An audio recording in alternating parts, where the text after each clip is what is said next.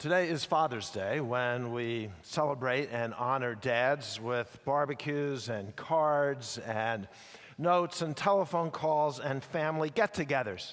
And it's a big deal, a really big deal. Not as big as Mother's Day, but it's still pretty much a big deal. And it fits in overall with something that we Americans like to do. And that is that we like to have parties and excuses for celebration. Birthdays and anniversaries and retirements and weddings and graduations. And often on these special occasions, we have a list that congratulates and a list that celebrates accomplishments. And on Father's Day, often the list begins with the words, I remember. I remember when Dad captured the skunk in the backyard at the cabin.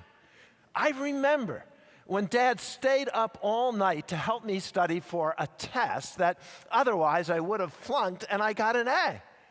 I remember that time when I called late at night with a flat tire and he drove 100 miles and came and changed the tire on my beat-up old car. Such lists are seldom chronological. We just sort of speak the lists as the things come to mind. And the lists often include references that an outsider would not understand because it's all somewhat in the family code. But there is one thing that is evident, even to the outsider, in listening to the list, and that is that Dad has done a lot of good stuff. And it's kind of that way with a list in the Old Testament story of King David. It may not be in precise chronological order. There may be things in it that as outsiders in a different generation, we don't comprehend as readily as those who were there or who first read it. But at the end of the list, there is one thing that you know for sure in David's list, and that is that God gives the victory. 2 Samuel chapter 8 is a list of mostly military victories. And when you read the list, you can't help but think, wow, they had a lot of war going on in those days. But you know, it's kind of always been that way. You know that just recently the United States marked an anniversary of sorts, that the war in Afghanistan is now the longest war ever fought in American history. You know that at Father's Day gatherings today, if you have multiple generations that are there, there will be those present who can remember World War II and the Korean War, those that remember the Cold War and the Vietnam War and the Iraq War and the Afghanistan War, and a lot of other little wars in between those major and more memorable ones. That's because the United States of America has been more or less at war for all of the lifetime of everybody's generation on Father's Day celebrations. The best estimates are that in the last century, during the 20th century, somewhere in the vicinity of 200 million people died around the world in politically motivated government initiatives. From Pearl Harbor to Hiroshima to genocide in Darfur, we live in one of the most violent and bloody chapters of human history. And David lived at a time that was a violent and a bloody time as well. And he led the army. He was the general. He's the one that put things together and made the decisions and killed many of his enemies.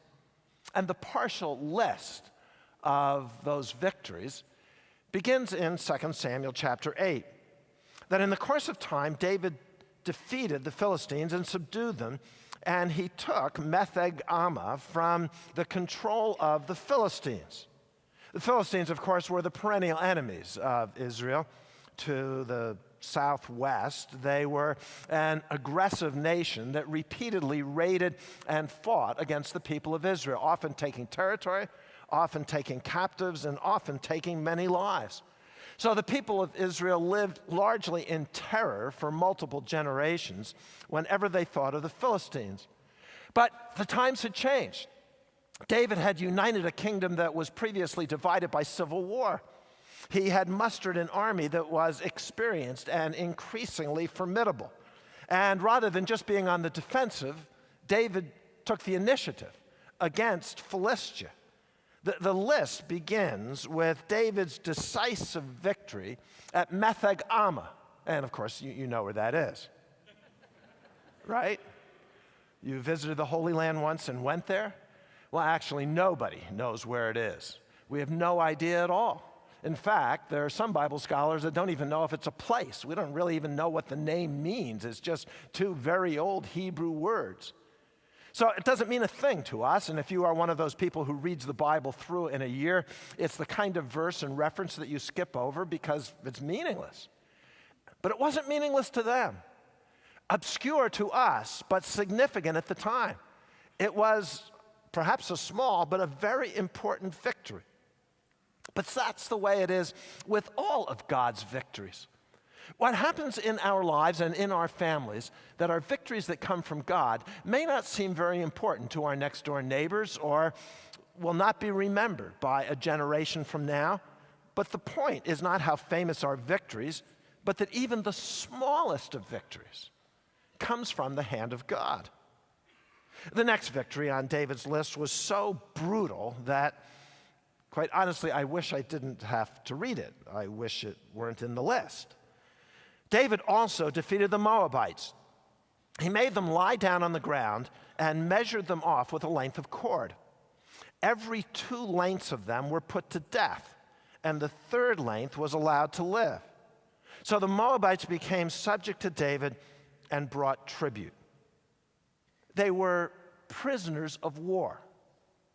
They were from a little nation of Moab that was militarily and politically insignificant compared to the other nations of the Middle East at the time.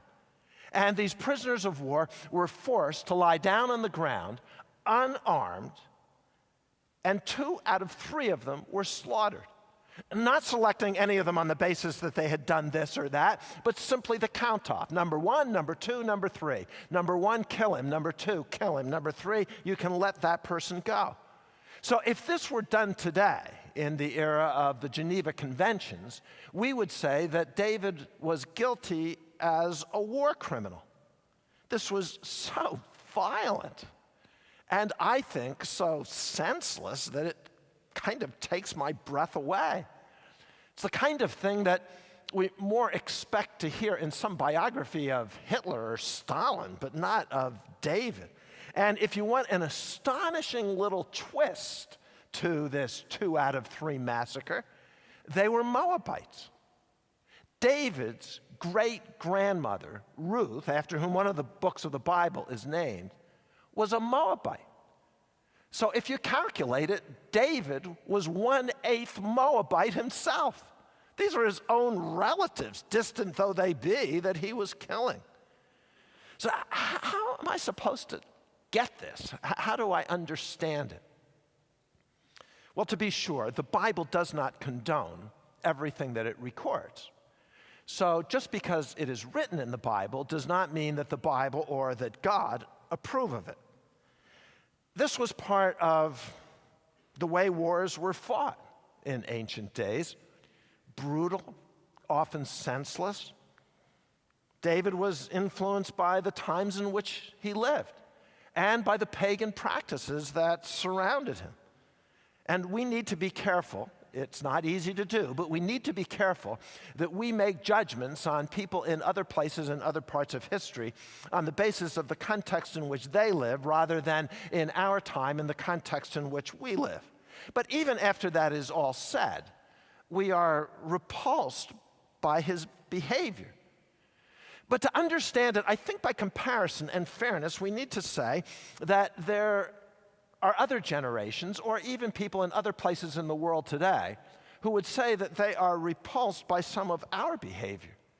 They would say that as Americans and Christians in particular, that we overeat, that we are obsessed with sex, that we pollute God's creation, that we spend excessive amounts of money on ourselves, even when we know that there are people who are dying of starvation, including children in other parts of the world that our money could help? And or I'll speak for myself, I become defensive when I think that others would accuse me of such felony greed. And I want to say, but wait a minute, this is my country, this is my money, this is my life. I can do with it whatever I want. And then I hear echoes of David saying, I'm the king. This is my country. I won the battle. I can do anything with them that I want to do. None of this excuses or condones what David did. But just let's not forget that we all tend to be blind to our own sins and too often presumptuous about God's blessings. Third on David's victory list is a pair of major victories. Moreover, David fought Hadadezer, son of Rehob, the king of Zobah, when he went to restore his control along the Euphrates River.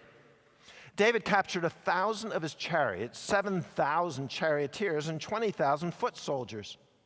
He hamstrung all but 100 of the chariot horses. When the Arameans of Damascus came to help Hadadezer, king of Zobah, David struck down 22,000 of them.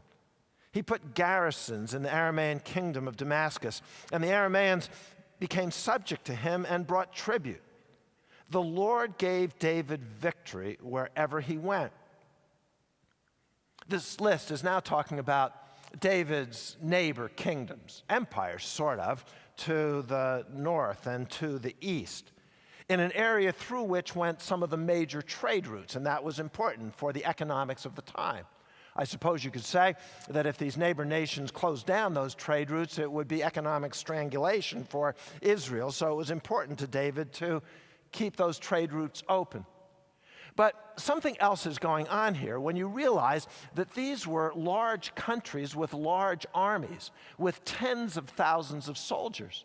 And Israel, that up until now has been small and divided and defenseless, is able to raise an army to take on huge enemies and to be victorious in the process of doing it.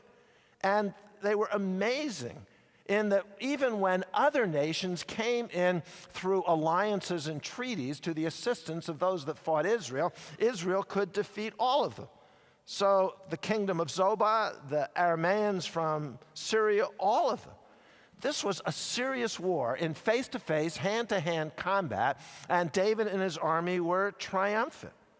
So David led Israel to decisive military triumph. The kingdom of Israel was booming. It was becoming more than just some little cluster of people that had escaped slavery in Egypt. It was now a dominant regional empire, securing trade routes and subduing neighbor nations. And how did they do this? How did they pull this off? Well, it's there. The Lord gave David victory wherever he went. So the message is clear to David and to them and to us as well, that the ultimate determination of the battles of history and life are not the size of the army or the strength of the fighter or of our own abilities, but rather it is God who gives the victory. David's victories turned out to be lucrative. As was the custom of the time, the victorious army looted the plunder of those that they were victorious over. And it went to the army, or more specifically, it went to the general or to the king. So David took the gold shields that belonged to the officers of Hadadezer and brought them to Jerusalem.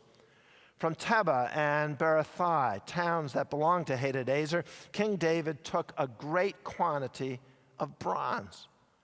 So David now is a blessed king, he is a powerful king, he is a triumphant king, but he's also becoming a very wealthy king.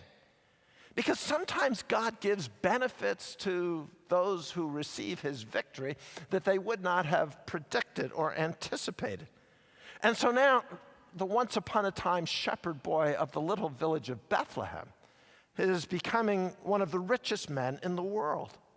And he had hard-fought battles to get there, but they became easier as time went along. Life is not always like that. Sometimes the battles of life get harder instead of easier, but for David, they were easier because other armies didn't want to fight against him. They saw that he was invariably triumphant, and so instead, they wanted David to be their friend rather than their enemy.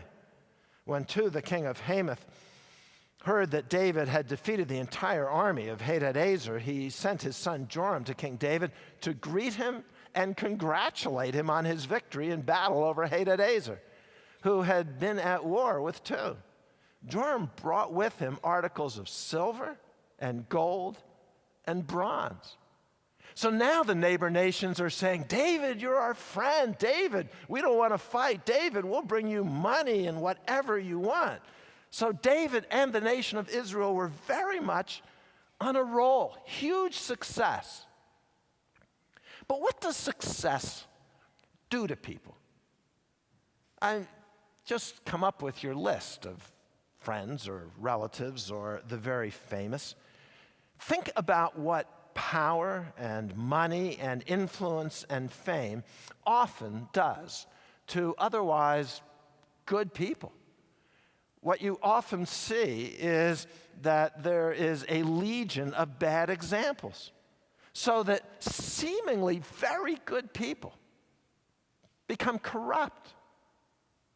Very moral people become unfaithful and promiscuous, and very generous people become greedy.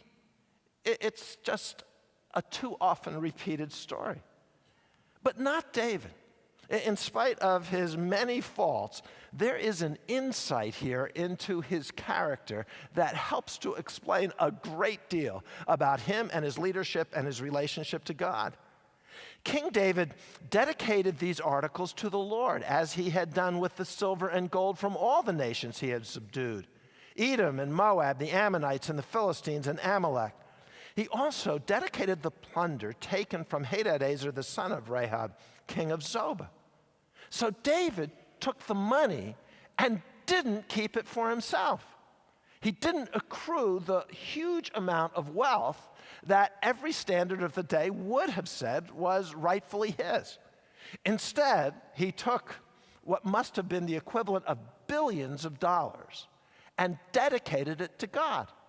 He would bring it back to his capital, Jerusalem, and say, all of this is God's. I give this to God. I think initially when he did it, he really had no idea where that was going to go.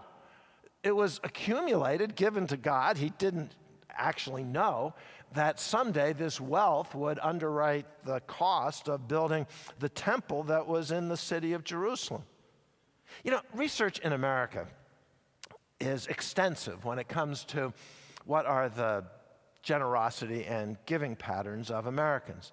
And wonderfully, Americans are the leaders in the world in terms of both volunteering and in terms of generosity in finances.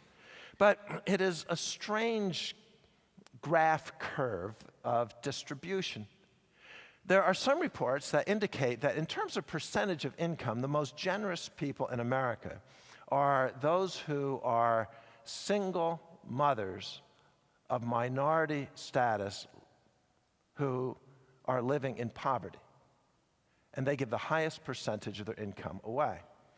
And some of the wealthiest people in America give less and less as their wealth grows until eventually they give nothing at all, zero. But not David. He dedicated his wealth to God. And perhaps that was his greatest victory of all. It was a spiritual victory. It was all about what was most important to him. And what was most important to him was the God to whom he dedicated all of the victories that he received from God's hands. And wonderfully, prosperity didn't ruin him. So now he's got military and political and financial victories galore, and personal victory as well. And David became famous after he returned from striking down 18,000 Edomites in the Valley of Salt. It's kind of a curious statement because I would have thought David was famous already. How could he not have his name be a household word in all of Israel? How could it not be that the Arameans and in the kingdom of Hadadezer and among the Moabites and the Egyptians and everybody, I would have thought, would have known who David was. I mean, even in a day when there wasn't the mass communication that we have available today, I would have thought he would have been one of the most famous people in that part of the world. But there was a tipping point. You know, that happens in a lot of things. There's a product that's doing well and it reaches a tipping point and suddenly it becomes a bestseller. There's a person that's sort of known to a lot of people, but then something happens. There is some historic event on one day, and that well-known person becomes an international celebrity. There's a book or a movie or a financial transaction or a political occurrence, and at that day, suddenly the person is truly famous. And it looks like that's what happened with David. On the day or the day after the battle in the Valley of Salt, David became famous. So what was it that happened that day? Why was that day any different than all these other battles? Some of these other battles, it seems to me, were bigger and there were larger armies that were defeated. I'm only guessing, but my guess is that that may have been the day when it became apparent that David could be trusted with God's blessings. And that the reason for his fame was that God that day could trust David with whatever he would give to him. David's victories were not fleeting. He was not a one-hit wonder. They were lasting. They were durable. He put garrisons throughout Edom, and all the Edomites became subject to David. The Lord gave David victory wherever he went. That's the theme. The theme of all of these battles, the theme of David's military biography, certainly the theme of 2 Samuel chapter 8, that God gave the victory. Not that David wasn't smart, he was really smart. Not that he wasn't skilled, he was amazing. This is the one who, as a young man, could take a stone and kill a giant. Not that he wasn't spiritual, he reflected his amazing connection with God in the Psalms that he wrote that we read in the Old Testament. But none of that was the explanation for the victories that David had. It was God who gave the victory. So like us, it's not most about our skill or about our experience or education. It's not all about how musical or poetic we are or how well we splice together words from our vocabulary. It's about God. It's up to God. If there's a victory, it is truly God who gives the victories of life. So it's a long list for David that ends with justice. David reigned over all Israel, doing what was just and right for all his people. David reigned over all Israel, doing what was just and right for all his people. Joab, son of Zeruiah, was over the army. Jehoshaphat, son of Ahilud, was recorder. Zadok, the son of Ahitub, and Ahimelech, son of Abiathar, were priests. Seraiah was the secretary. Benaniah was the son of Jehoiada, was over the Kerethites and the Pelethites. And David's sons were royal advisors. I don't know if you're interested in politics and government theory and all of that. Maybe you took a course in high school or college. Maybe you were a political science major. If so, this may be of interest to you. That there was a huge political and government transformation that took place with David's kingdom, because the last line of the Old Testament book of Judges that precedes this kingdom era in Israel's history ends with a telling statement. Judges 21:25 says, "In those days, Israel had no king. Everyone did as he saw fit, Or as an older translation of the Bible says it, everyone did what was right in his own eyes. Some would call that anarchy. Some would call it extreme libertarianism. Others would say it was the height of individualism. That was Israel. Everybody did whatever they saw as fit. Everyone did what was right in his or her own eyes. But when God established David as the king of a united nation, it was completely different. A very strong central government was established. There was a standing army, there were political offices, and those filling those offices are here listed at the end of 2 Samuel 8. There was an official clergy, there were government advisors. But what is most important is the recognition here of what is God's purpose for government. What is government most supposed to do? And it's clear, government's primary role was justice, to do what was right for the people. David reigned over all Israel, doing what was just and right for all his people. So the purpose of all of these victories, and it is a partial and long list, the purpose of all these victories was not to make David famous or great or rich. The purpose was to fulfill the plans of God and to benefit the people.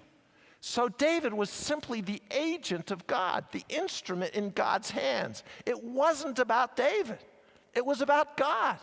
And it was about God's heartfelt desire to bring justice to the people of Israel and beyond. And that's the way it is for us.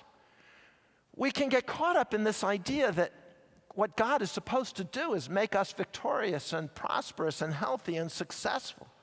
And those might be the side benefits of the blessings of God, but God's primary purpose is to fulfill his plan and to use us as instruments and agents of him to give his blessing and his justice to others. Charles Haddon Spurgeon was a 19th century English preacher and writer, and something of a hero and mentor for me. He made a lot of interesting statements, but one of my favorites is when Spurgeon said, "It takes a steady hand to hold a full cup." It takes a steady hand to hold a full cup. So is your cup full of God's blessings? And is your hand steady? Can he trust you? Can God trust you with a list of victories?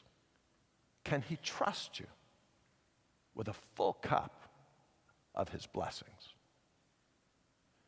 Because we thank you, God, for every victory and blessing, and pray that by your Spirit we may have passionate hearts, zealous commitment, and steady hands to be instruments of your grace and justice in our world and our generation. In Jesus' name, amen.